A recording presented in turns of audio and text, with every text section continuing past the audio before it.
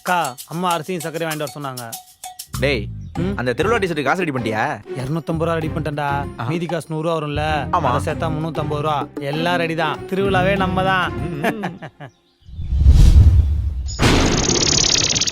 அக்கா என்னக்கா மிச்ச காசு 50 ரூபா கொடுக்குற, 100 ரூபா கொடுக்கா. 100 ரூபாயா? காலையிலே உங்க அப்பா வந்து என் பையன் ரேஷன் கடைக்கு வருவான், அவன்கிட்ட 100 ரூபாய் கொடுத்துருமான்னு கொடுத்து வச்சுட்டு போயிருக்காரா? சில்லற இல்லப்பா, அதுக்கு தீப்பெட்டி உப்பும் கொடுத்துருக்கேன்ல, வாங்கிட்டு போ. அக்கா மிச்ச காசு கொடுக்கா, அதை தான் திருவிழாக்கு டிஷர்ட்லாம் அடிக்கணும்க்கா.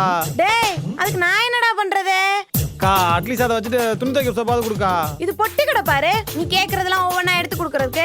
இஷ்டம்னா எடுத்துட்டு போ, இல்லனா இதுக்கு ஏதாவது பொருள் வாங்கிட்டு போறியா? அக்கா தீப்பெட்டிலாம் வாங்கிட்டு போனா எங்க அம்மா திட்டுங்க. எங்க வீட்ல கேஸ் இருக்கு, லைட்டர் தான் நாங்க யூஸ் பண்றோம். ஓ சார் தீப்பெட்டிலாம் யூஸ் பண்ண மாட்டீங்களோ? ஆ, நீயும் பின்னாடி நிக்கிறானே மொட்டராஜன் மகன், அவனும் தென்னந்தோப்புக்குள்ள உட்காந்து 2 பேரும் உஃப் உஃப்னு இழுக்கும்போது தெரியலையா தீப்பெட்டியோட அருமை?